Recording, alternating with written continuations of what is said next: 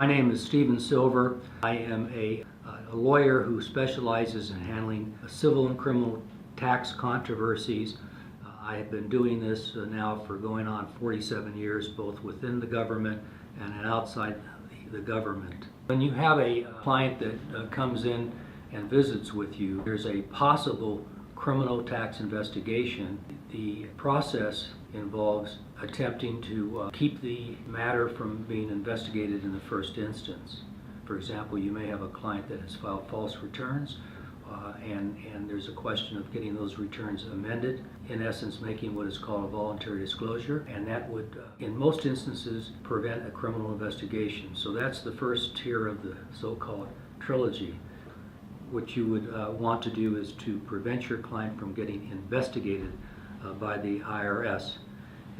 If an investigation does ensue, then we're looking at the second tier of the so-called trilogy, and that is to prevent your client from getting indicted by the IRS Taxing Agency. In that instance, the IRS tax investigation takes several years, and there are several layers of review, and there are several opportunities to get the matter disposed of civilly rather than have the matter referred to the Department of Justice Tax Division for a criminal indictment. If you're unsuccessful at that point, then the case is referred to the local United States Attorney's Office, and in conjunction with the Tax Division of the Department of Justice, an indictment will be brought forth. At that point, there are several opportunities along the way to discuss plea bargain, but the third trilogy, if you will, is to prevent the client from getting convicted.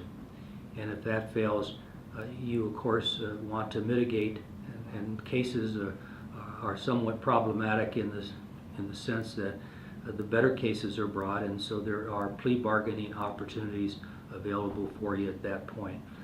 And finally, if you do go to trial, and over the years I've tried many cases, in the event of a conviction, your focus would be to prevent the client from getting incarcerated.